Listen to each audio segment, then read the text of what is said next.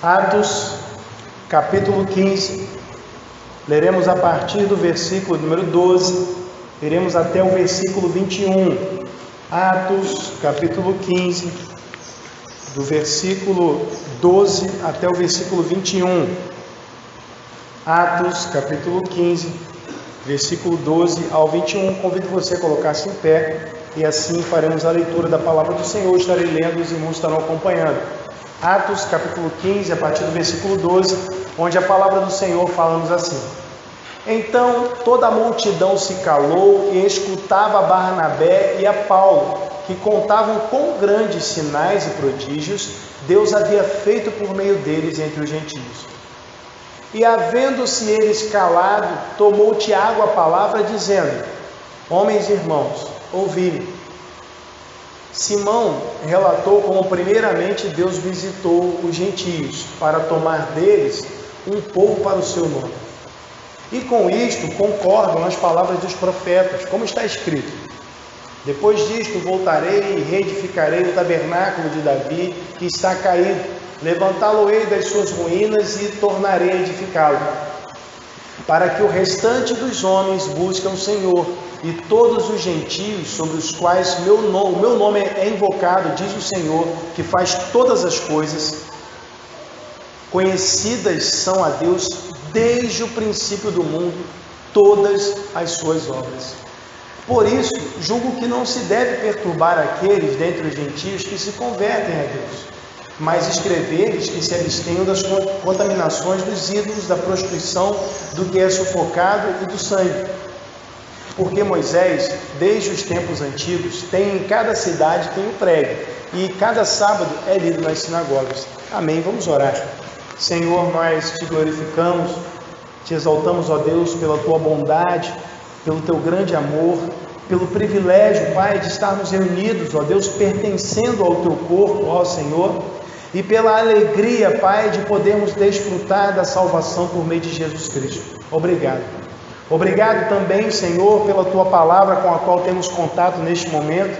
Eu rogo ao Senhor que tu continues a nos dirigir, ó Deus, para que mediante a exposição da palavra, Senhor, ó Deus, os princípios eternos que o Senhor já revelou sejam ressaltados e assim, ó Deus, o teu nome seja glorificado. De modo, Pai, que haja não só entendimento, mas aplicação de cada um desses princípios, de modo, Pai, que pratiquemos e assim, Senhor, os outros possam perceber em nós, ó Deus, a luz de Cristo, possam ver as nossas boas obras e glorificar o nosso Pai que está nos céus. Ó Deus, é o que nós pedimos e desde já te agradecemos em nome de Jesus. Amém. Você pode se assentar. Irmãos, nós percebemos o movimento ao nosso redor o tempo todo, sobretudo nós que moramos na região dos lagos, nós percebemos as coisas se movendo.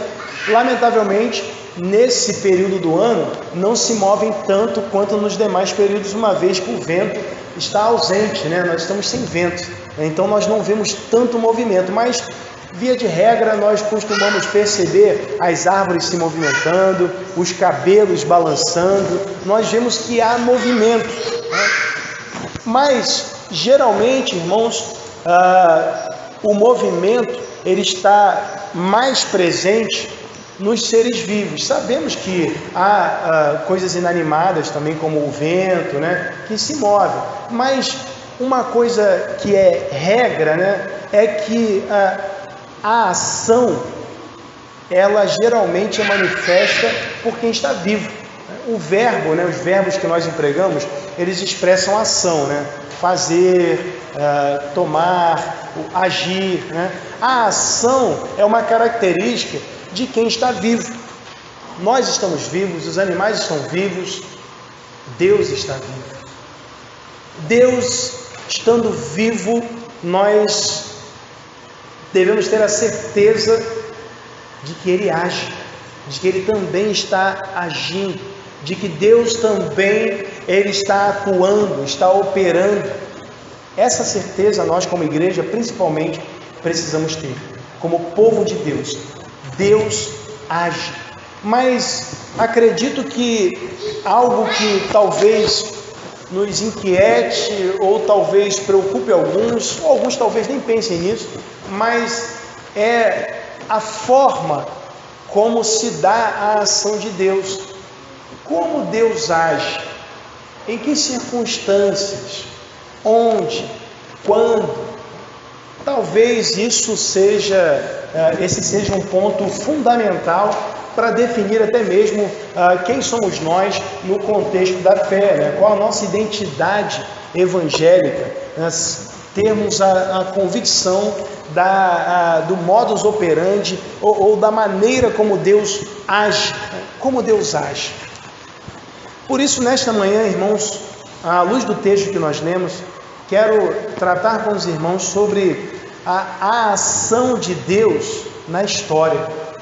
Porque, irmãos, embora Deus seja um ser eterno, Ele age, Ele intervém no tempo, Ele intervém na história. E uma evidência disso é o registro bíblico. O registro bíblico é a história da ação de Deus no sentido de resgatar o ser humano. Sendo assim, nós vamos tratar dessa temática, a ação de Deus na história. A primeira coisa que eu quero destacar, irmãos, a respeito dessa ação divina, é que ela nunca para. Veja, nós lemos no versículo 12, que o relato aqui apresentado por Barnabé e Paulo, e aí eu abro só um parênteses aqui, curiosamente, mais uma vez, Barnabé vem à frente de Paulo. Isso tinha parado a partir do capítulo 13, né? Mas agora, essa ordem de Barnabé à frente de Paulo, ela retorna. Provavelmente porque essa era a maneira que a igreja de Jerusalém os enxergava. A igreja não estava convivendo com Paulo, né? A liderança, eles ainda tinham aquela ideia hoje, Barnabé é o camarada que nós enviamos para atender o pessoal da igreja de Antioquia.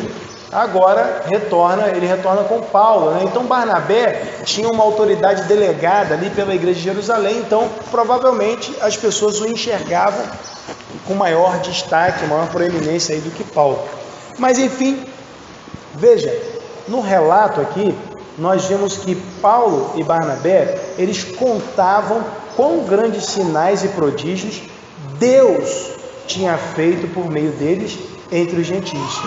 O que eles estão fazendo, irmãos, é compartilhar a ação de Deus, os atos poderosos do Senhor no contexto da proclamação do Evangelho. Eles reconhecem que tudo que havia acontecido, acontecera porque Deus agira.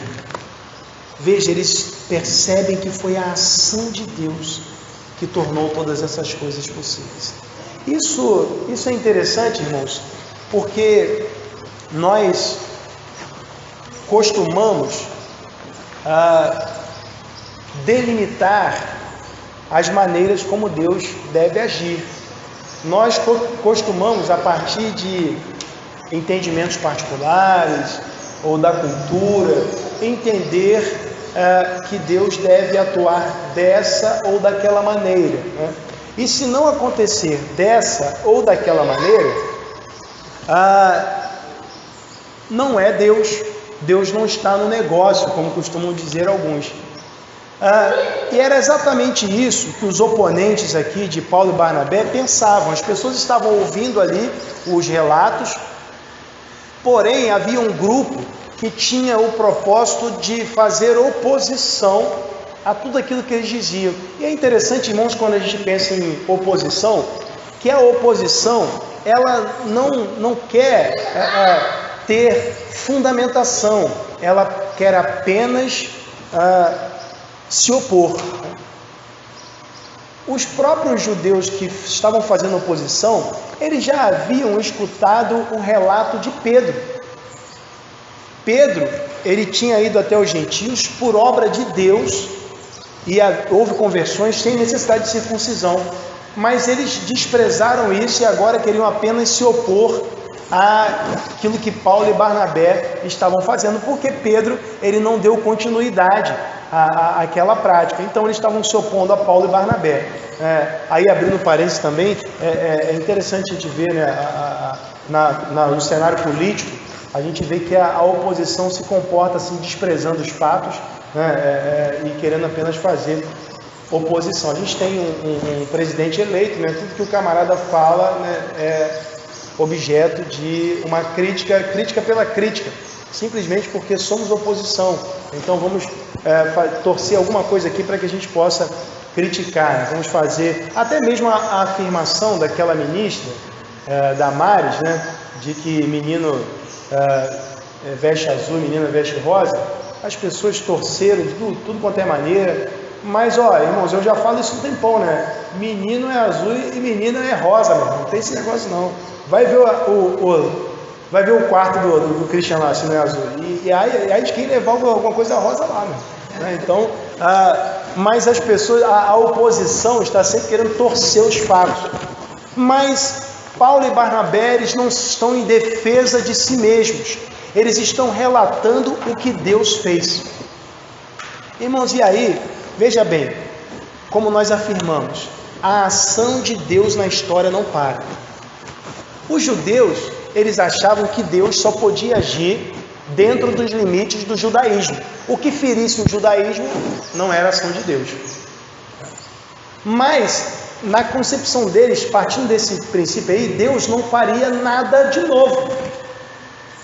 Deus não faria nada que contrariasse o judaísmo, ou seja, Deus não agiria mais. Mas a ação de Deus na história, ela não para, irmãos. Deus, ele continua agindo, ainda quando, irmãos, nós imaginamos que ele está em silêncio. Houve um período de silêncio profético, nas Escrituras, de aproximadamente 400 anos, e as pessoas imaginavam que Deus não estava agindo simplesmente porque não houve revelação naquele período. Mas mesmo quando Deus não está trazendo nova revelação, Deus está agindo, irmãos. Há uma doutrina no campo da teologia chamada de preservação, a doutrina da preservação. Deus preserva todas as coisas e a história só segue em frente porque Deus está agindo. Se Deus não estivesse agindo, irmãos, nós nem estaríamos aqui. Veja bem, em Hebreus capítulo 1, vou ler com os irmãos, Hebreus capítulo 1, nós vamos ler o versículo de número 3, Hebreus capítulo 1, a gente vai encontrar uma afirmação a esse respeito. Hebreus capítulo 1, versículo 3, o texto falando a respeito de Cristo, vou ler a partir do versículo 1, diz assim: havendo Deus antigamente falado muitas vezes e de muitas maneiras aos pais pelos profetas, a nós falou-nos nestes últimos dias pelo Filho, a quem constituiu herdeiro de tudo, por quem fez também o mundo, o qual, sendo o resplendor da sua glória e expressa a imagem, ou seja, a imagem exata da sua pessoa, e sustentando todas as coisas pela palavra do seu poder. Veja, Cristo sustenta todas as coisas pela palavra do seu poder. Colossenses capítulo 1, versículo 17 diz que Ele é antes de todas as coisas e todas as coisas nele subsistem. Cristo sustenta todas as coisas, irmãos. Deus, Ele não é somente governador, mas Ele é sustentador de tudo. Então Deus é quem preserva as coisas como são. O mundo funciona porque Deus está agindo. Deus está agindo no sentido da preservação. A história segue em frente por causa de Deus. E nós, irmãos, se nós não cremos assim, nós vamos estar abraçando o ponto de vista conhecido como deísta, que as pessoas... tem pessoas que entendem que Deus, Ele já deu as leis naturais, já deu a razão para o homem, então Deus não quer nem mais saber do mundo, Ele foi embora, Ele é um mero espectador, e as coisas vão acontecendo aí, porque já tem leis naturais, por isso para que Deus precisa ficar conduzindo tudo? Essa ideia é uma ideia que contraria as Escrituras. Irmãos, as coisas são como são, porque Deus conduz todas as coisas. Deus, Ele conduz no sentido de preservar. Deus também, Ele entra com a sua providência. Deus, Ele providencia tudo. Deus, ele providenciou para nós, por exemplo, salvação. Deus está agindo em nossas vidas, porque o Espírito Santo habita em nós. Deus é quem nos conduz ao amadurecimento espiritual. Deus é quem fala aos nossos corações, irmãos. Então, por exemplo, no momento da pregação, um exemplo, né? Você percebe ou não percebe a ação de Deus, porque Deus habita em você. Isso vai depender da sua relação com Deus. Se você não está bem na sua relação com Deus, talvez você não perceba Deus falando ao seu coração. Mas não depende do pregador, depende de Deus. Deus é quem fala ao seu coração, quem habita em você. Deus é quem habita em nós. Então veja, se não fosse a ação de Deus, irmãos, nem evangelização seria possível. Por isso a ação de Deus não para. Evangelizamos porque Deus age.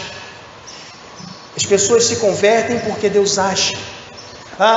Deus é quem habita em nós, na pessoa do Espírito Santo. A ação de Deus é contínua na história.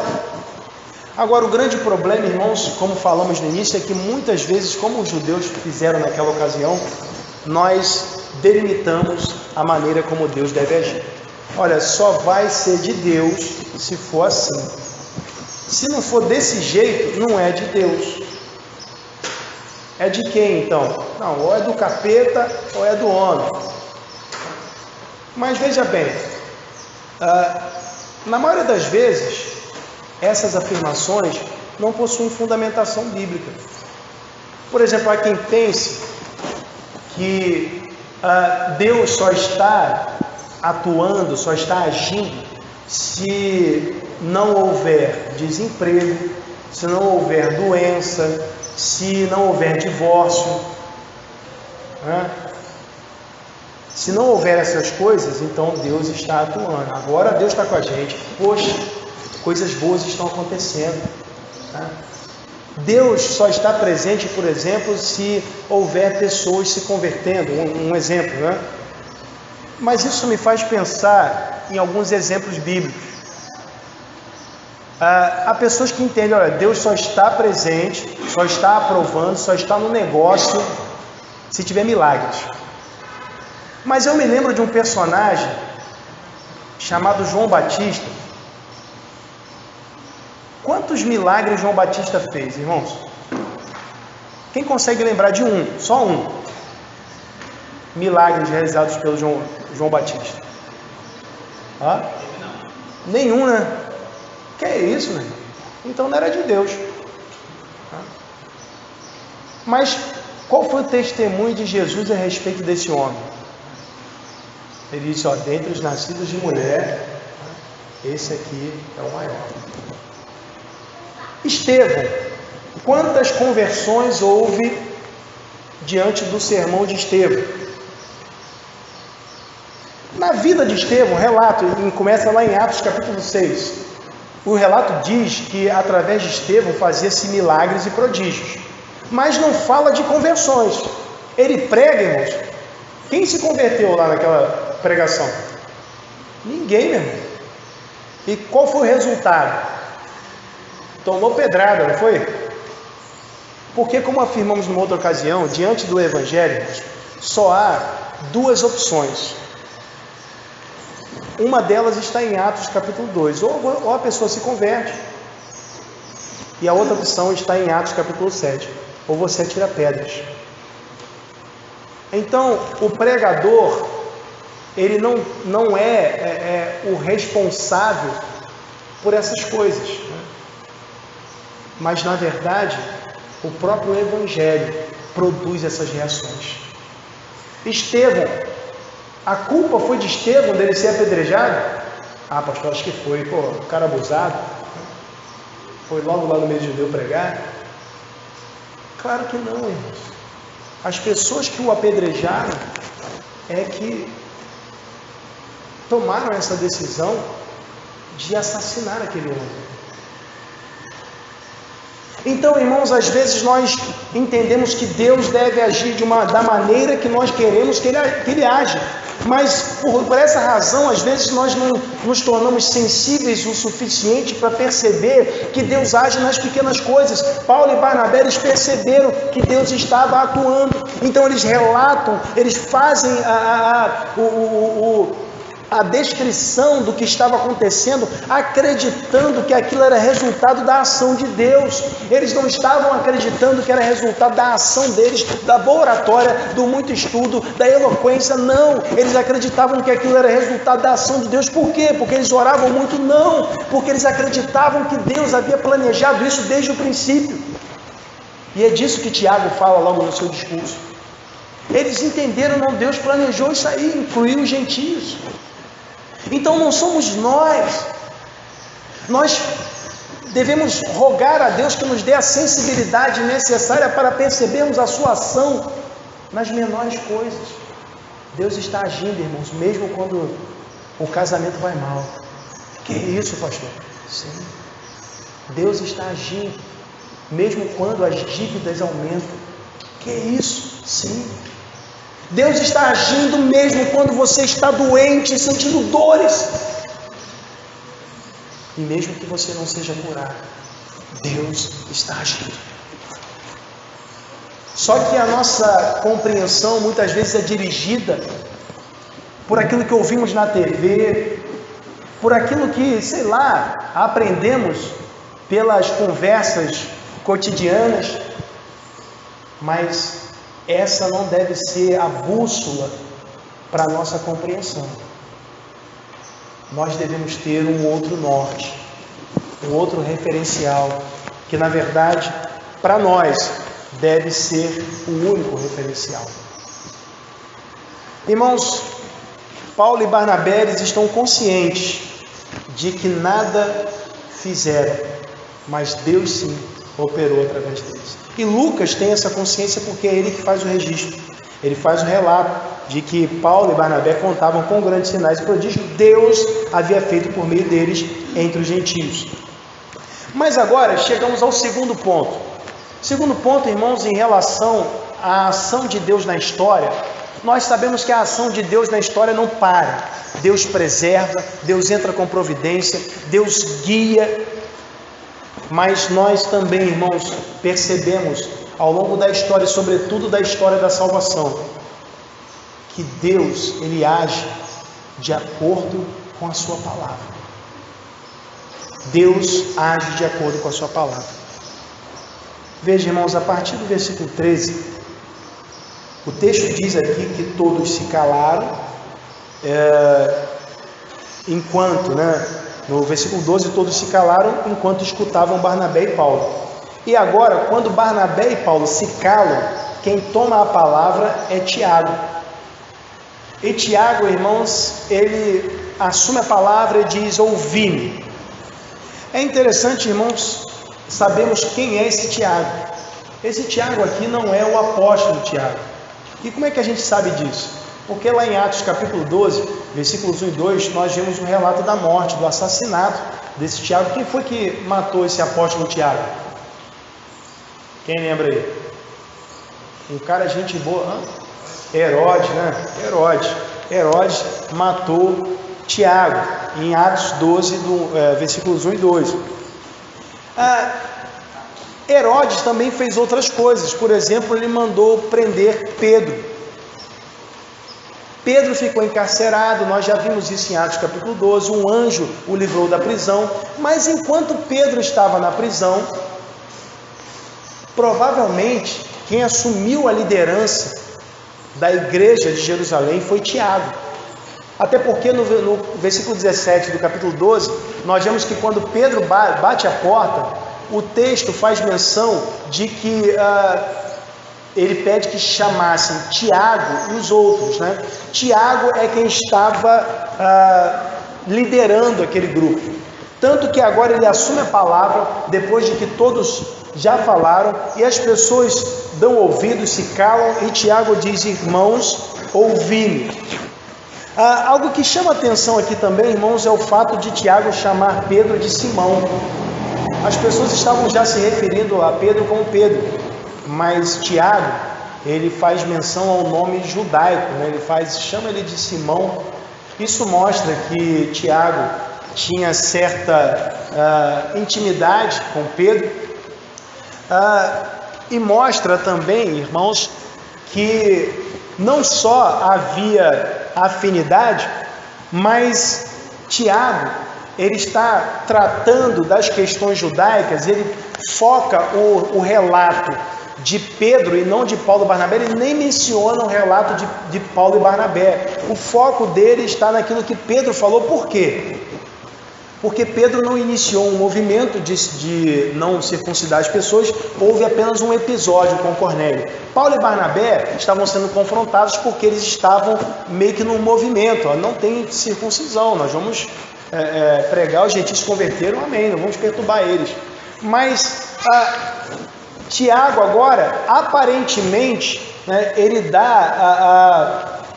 toma partido assim do lado opositor de Paulo e Barnabé. Aparentemente, aqueles que faziam oposição viam Tiago como um camarada que observava a lei assim de forma escrupulosa, né? Alguém que observava ali de forma correta, tanto que em Gálatas capítulo 2, versículo 12, o texto diz que Tiago, ele estava acompanhado, Paulo fala que chega Tiago acompanhado com os da circuncisão. O pessoal da circuncisão gostava de andar com Tiago, porque ele era um observador da lei. Então agora que ele assume a palavra, a galera lá, né, o pessoal dos judeus deve ter ficado, agora vai. Agora ele vai falar assim, para que vamos circuncidar todo mundo e tal. Mas Tiago, ao assumir a palavra, ele fala a respeito do que aconteceu com Pedro. Ele diz: Simão relatou como primeiramente Deus visitou os gentios para tomar deles um povo para seu nome. E nesse ponto, irmãos, Tiago dá uma pancada, metaforicamente falando aqui, né, dá uma pancada nos opositores de Paulo e Barnabé. Porque a expressão grega aqui que ele usa, que é traduzida como povo, era uma expressão usada exclusivamente, assim, exclusivamente não, mas de um modo geral, usada para se referir ao povo que tinha aliança com Deus, em especial os judeus, né, esse termo grego. Mas ele aplica isso aos gentios. Gentios, né, aquele povo que era amável, que dava vez para o velhinho sentar, né, que usava palavras seguindo a boa etiqueta. É esse pessoal aí, irmãos? Gentio? É ou não é? Não, né? Os não-judeus. Então, ele usa essa palavra como uma referência aos não-judeus. E ele diz que Deus visitou os gentios para tomar deles um povo para o seu nome. Quando a Bíblia diz, faz referência ao nome de Deus, o nome, ele expressava o próprio ser de Deus. Então aqui a expressão, a referência ao nome, tem a intenção de dizer que Deus separou um povo para si, né? A ideia aqui que Deus, para tomar deles um povo para si mesmo, assim como fizera com os judeus. Então o Tiago está colocando em pé de igualdade gentios e judeus no contexto da fé em Jesus Cristo. Seguindo, ele diz assim: e com isto concordam as palavras dos profetas, como está escrito. E aí, irmãos, esse ponto é fundamental, porque Tiago vai citar Amós, capítulo 9, versículos 11 e 12. Por que é fundamental? Tiago, ele vai dizer o seguinte, olha só, isso que aconteceu com Pedro, os gentios sendo incluídos, isso daí, irmãos, Deus não agiu em discordância, em contrariedade com a Sagrada Escritura. Deus fez o que já havia anunciado na sua santa palavra. E isso deve nos levar à reflexão, irmãos. Deus age de acordo com a sua palavra. Você quer ter certeza se um movimento é de Deus? Ah, pastor, é mole. É só ver se tem muita gente. Se tiver muita gente lá, é de Deus.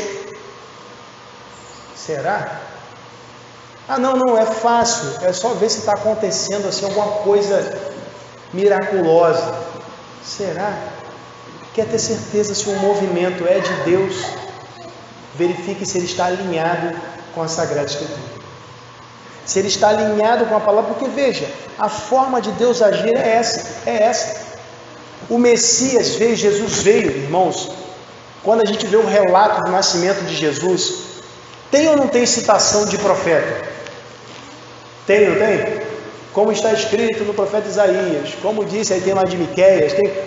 Por quê, irmãos? Deus age em concordância com a sua palavra. Deus não vai fazer algo que a palavra não diz, vai contrariar, vai agir na contramão.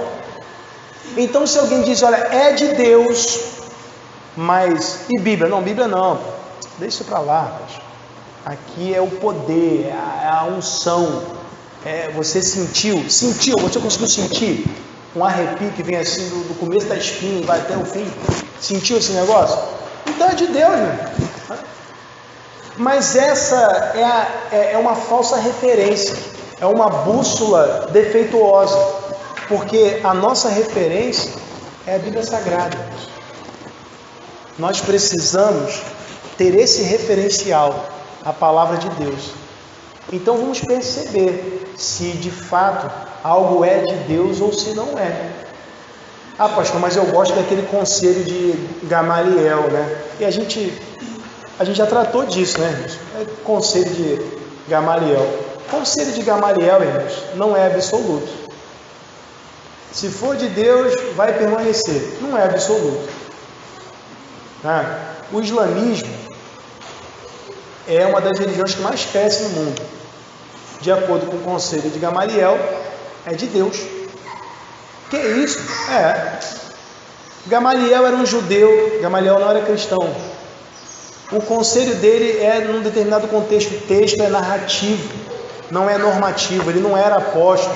As palavras dos apóstolos, a palavra de Jesus são normativas, a palavra de Gamaliel não era.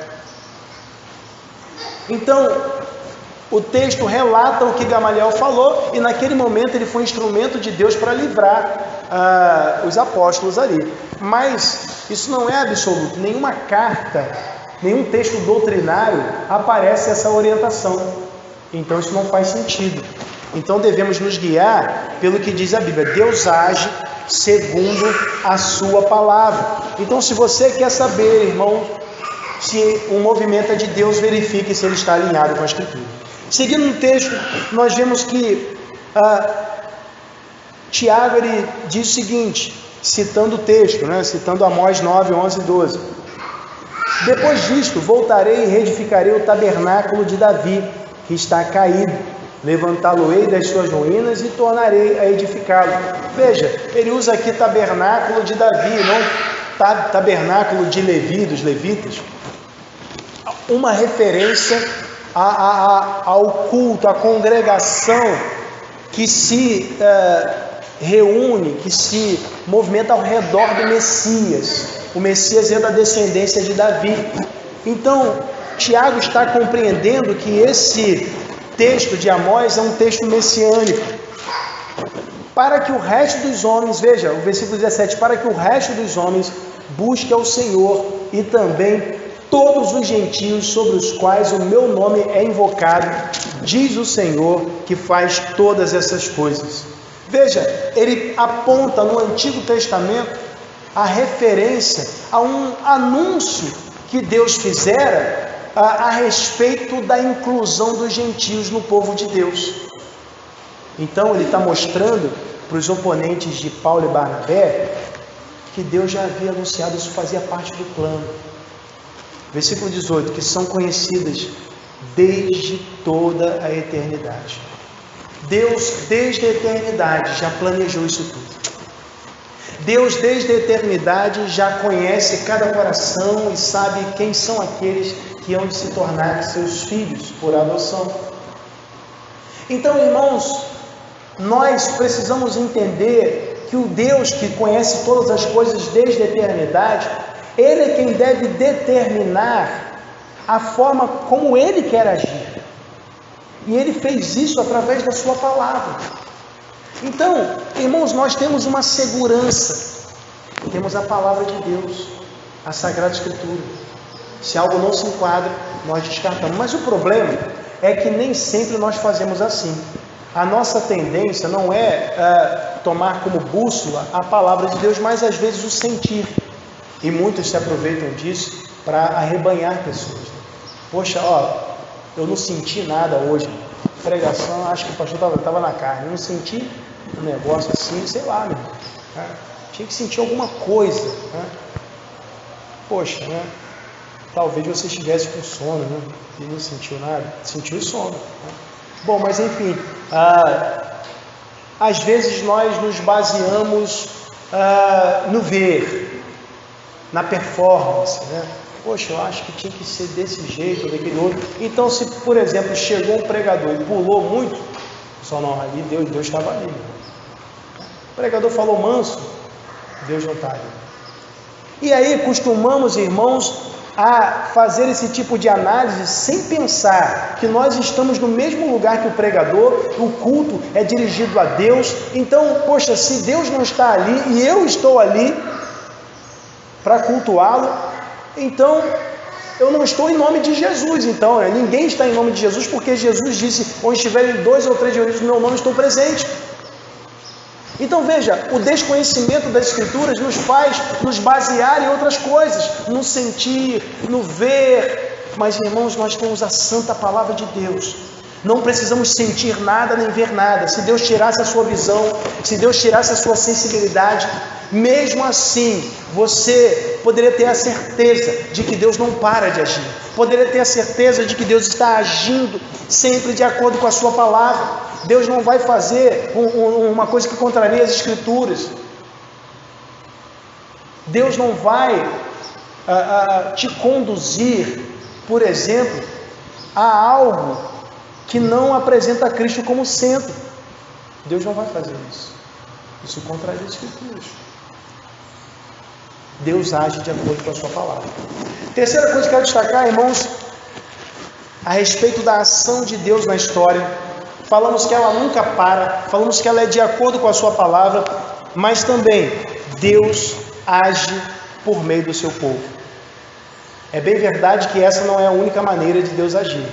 O povo de Deus não é a única agência do Senhor. Deus, ele, inclusive se a gente olhar no Antigo Testamento, há um momento, em que Deus fala até através de uma jumenta, fala a Balaão. Então o povo de Deus não é a única agência do Senhor, mas Deus escolheu agir através do seu povo. Não é à toa que o povo é chamado de corpo de Cristo. E interessante, irmãos, é que Deus usou, como nós vimos nesse relato de Atos 15, usou Paulo e Barnabé. Deus usou Pedro, como o próprio Pedro relata. As pessoas até depois da palavra de Pedro fizeram silêncio, porque recordaram que realmente foi assim. Deus usa Tiago dando essa palavra, e agora, irmãos, nos versículos que se seguem, Deus, ele vai usar a igreja para dar uma direção aos gentios que se convertiram, porque é justamente nessa reunião da igreja que as deliberações, as decisões são tomadas, justamente nessa assembleia aqui que as decisões vão ser tomadas. Agora, interessante, irmãos, que nós vemos que até mesmo a profecia que Tiago cita, ela foi entregue ao povo de Deus. Irmãos, Deus age através do seu povo, através de nós. Deus age através da sua vida. Outras pessoas só vão chegar ao conhecimento da verdade através de você, porque você é um instrumento do Senhor. Mas entenda, você não vai converter ninguém, você nem pode, você não tem esse poder. Se nós acharmos, irmãos, que homens podem converter outros homens, nós estaremos dizendo que na verdade Deus não age. Quem age é o homem. E é curioso isso, quando nós pensamos nessa ideia de anular o agir de Deus. Tem gente que diz assim, não podemos limitar o agir de Deus, mas não é nesse sentido aí não, tá, irmãos? Nós estaremos de forma conceitual imaginando que Deus não age, ou Deus não pode agir, ou que o homem tem mais poder do que Deus. Por exemplo, os irmãos acreditam que existe algum homem que pode impedir a conversão de alguém? Não, né? Existe algum homem que pode converter alguém? Não acreditamos nisso. Mas muitas vezes as nossas falas refletem essa crença. Se eu disser assim, olha só, aquele camarada, ele não se converteu, né, porque fulano fez isso, aquilo, outro. Eu estou dizendo que o fulano impediu a conversão daquele camarada. Fulano só se converteu porque foi aquele pregador. Se fosse outro, não se convertia. Eu estou dizendo que é o pregador que converte as pessoas. Está vendo como os conceitos ali são confusos na nossa mente? A gente tem que perceber as implicações do que nós falamos. Se a gente não pode impedir, nós não temos ingerência sobre isso, como podemos fazer essas afirmações? Elas não fazem sentido. É o que precisamos entender. Mas Deus, ele age através de nós. O Evangelho é o poder de Deus. Aí sim, o Espírito Santo convence o homem, aí sim. Mas Deus, ele escolheu fazer isso através de nós. Por isso Jesus disse de ir por todo mundo e pregar o Evangelho a toda criatura. Deus escolheu fazer isso através de nós. Então nós somos instrumentos nas mãos de Deus. Não convertemos nem desconvertemos pessoas. Poxa, o fulano desconverteu o outro. Não, a gente não desconverte ninguém, nem converte ninguém. Então, irmãos, os irmãos acreditam que se chegar aqui um pregador assim, que fique paradão assim,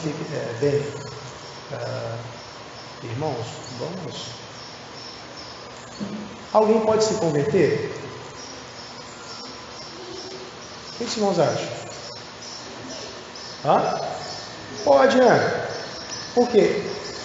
Se ele pregar o Evangelho, claro, mas se ele falar assim, irmão, vamos falar um pouquinho sobre a política do nosso país.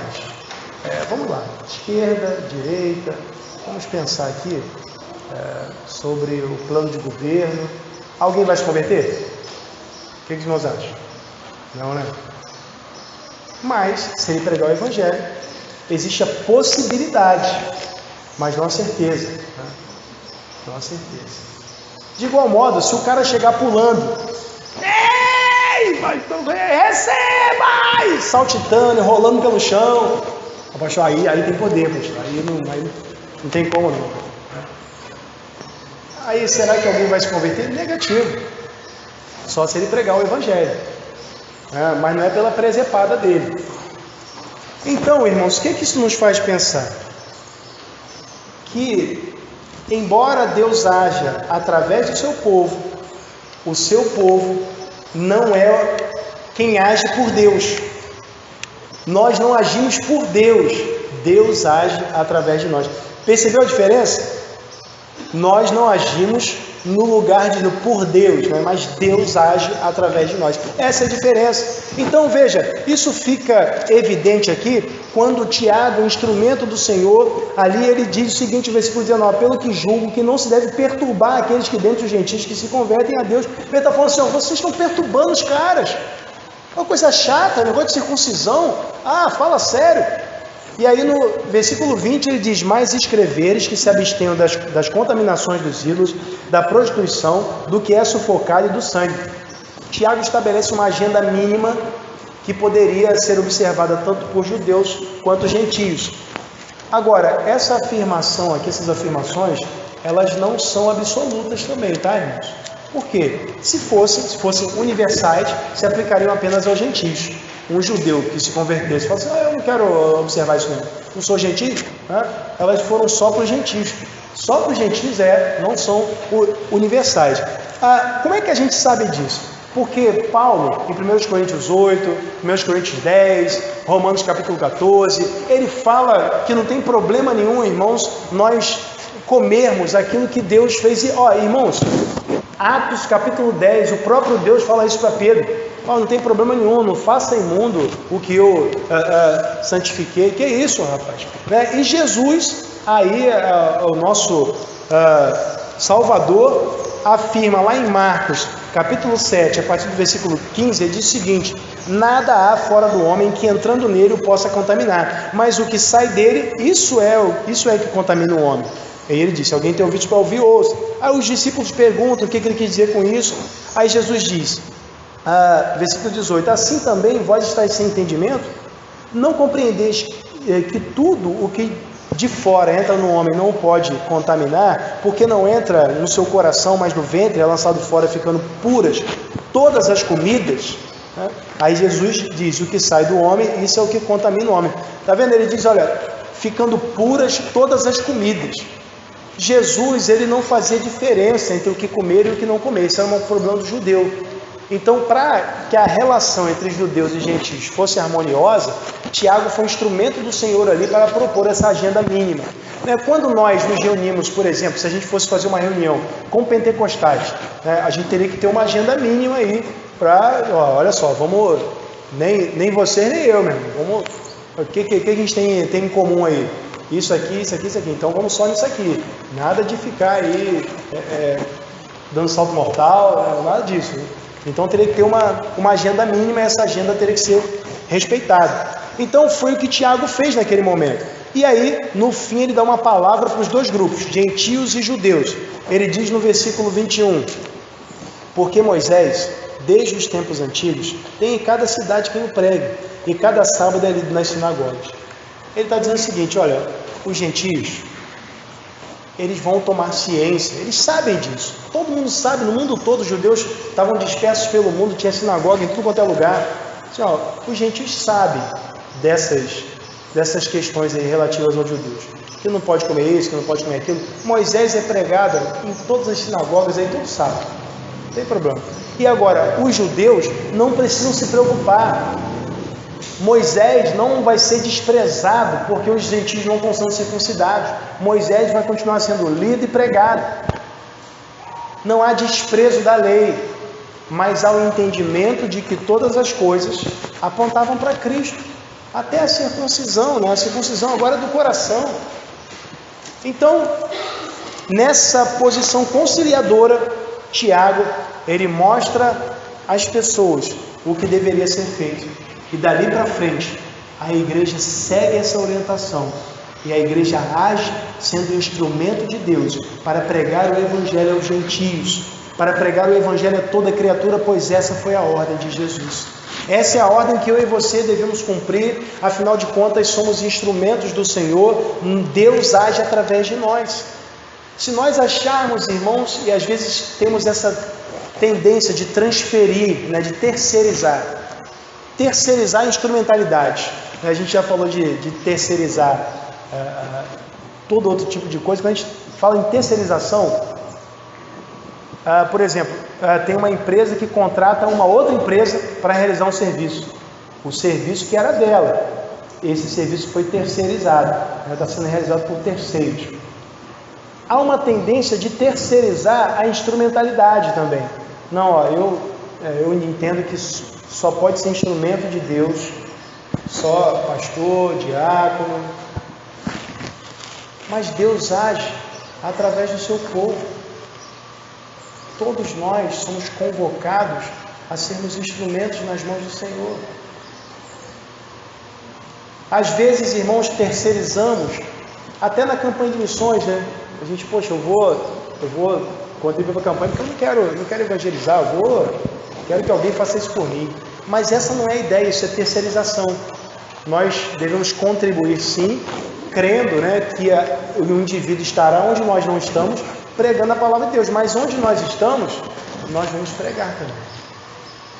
Porque Deus, ele vai agir, ele age no Manuel Correia através dos irmãos. Mas muitas das vezes a gente espera essa ação, talvez do diácono, talvez do pastor, quando na verdade, irmãos, Deus age através do seu povo. Veja aqui, Paulo, Barnabé, Pedro, Tiago, todos foram os instrumentos de Deus. E havia até instrumentos anônimos. A igreja de Antioquia, por exemplo, ela foi formada a partir dos cristãos dispersos que pregaram o Evangelho, por isso Barnabé foi para lá. Quando Barnabé foi para lá, a igreja já existia. Alguns anônimos haviam pregado lá, foram instrumentos de Deus.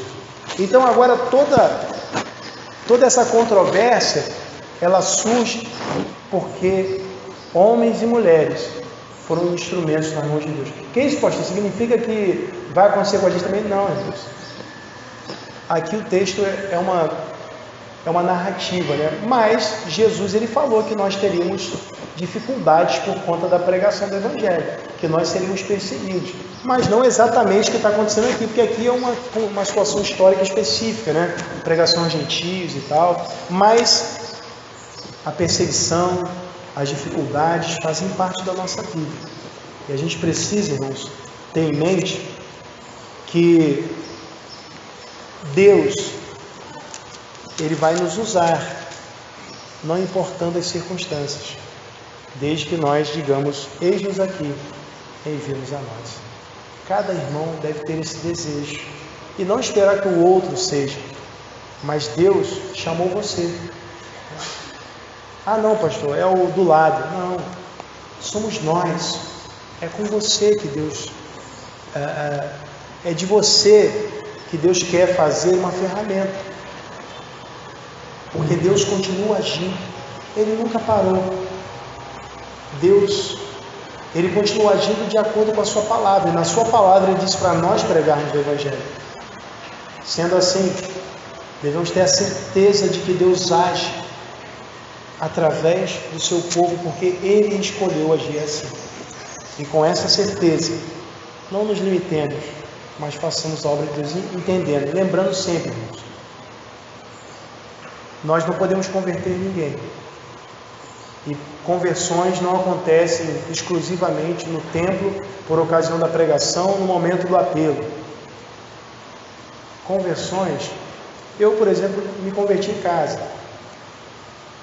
Conversões podem acontecer das maneiras mais variadas, mas um elemento é imprescindível: a pregação do Evangelho. Sem pregação não há conversão. Se não houver Evangelho, como ouvirão se não é que eu prego? Então precisamos ter isso em mente. Vamos orar. Senhor, te damos graças, ó Deus, pela alegria, ó Pai, de podermos refletir na Tua Santa Palavra, de podermos também, Senhor, colocarmos, ó Deus, para também pensarmos, refletirmos, ó Deus, princípios, ó Pai, que entendemos que devem nortear a nossa vida em todo o tempo. A compreensão de que o Senhor está sempre agindo, a ideia, ó Deus, de que o Senhor age em conformidade com a sua palavra, e a certeza, ó Deus, de que o Senhor age através do seu povo. Que possamos carregar isso conosco e que essa convicção leve também cada um de nós à prática para a glória do Teu nome. Ó Deus, é o que nós pedimos e desde já te agradecemos em nome de Jesus. Amém.